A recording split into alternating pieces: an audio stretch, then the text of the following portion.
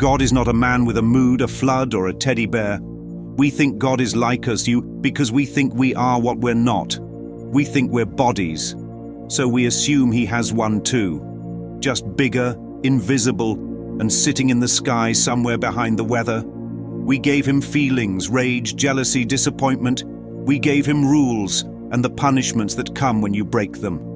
We gave him favorites, a chosen people, a preferred tribe, a holy club. We say he's merciful, but describe him flooding the planet. We say he's good, but explain him putting people to sleep with plagues. We say he's love, but fear he's one mistake away from smiting us. Let's just say it. We turned God into a mob boss with a teddy bear. 1 minute he's whispering, "I love you." The next, he's pressing the red button and calling it grace. We handed him a lightning bolt, a mood swing, a holy grudge, and a deep desire to be proven right. And we called that faith. But who would make God in man's image, except someone who thinks they're an image? We say we're made in God's image, but only someone who thinks their form would think God has one too. We think God gets angry, because we do. We think God wants to be right, because we do. We think God goes to war, because we love to be at war. We think God keeps score because we never stop. We think God has an adversary because we do. We don't know how to imagine pure, unconditional, changeless love. So we dress it up like us and make it look divine. But what we really fear isn't God.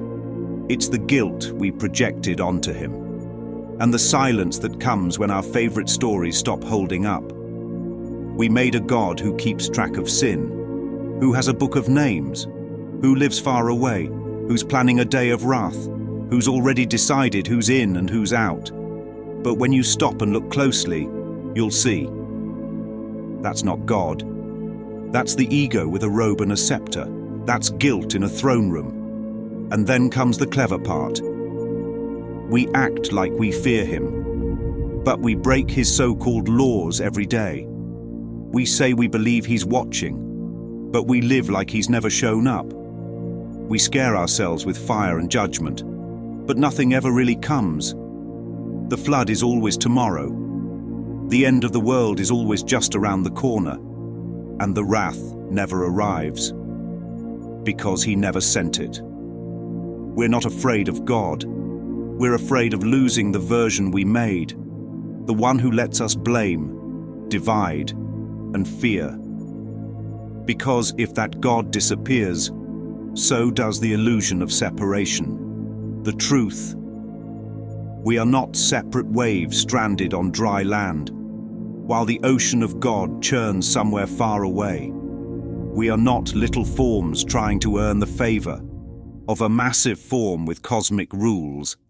We are the ocean, forgotten in a single drop, pretending to have a backyard barbecue while the tide rolls on. God is not a man, not a mood, not a memory, not a judge, not a rescuer, not a form, not a mirror. God doesn't look like you, but you, in your truest self, still shimmer with what God is, because you are not this body. You are not this wave. You are mind. You are light. You are not separate. You never were. God is not watching from a distance. There is no distance.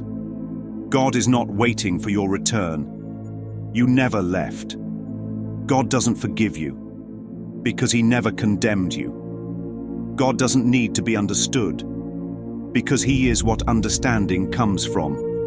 The God you made is gone, and what's left is what was always here. No throne, no sword, no warning, no vengeance. Just presence, just peace, just love. And finally, no more teddy bears.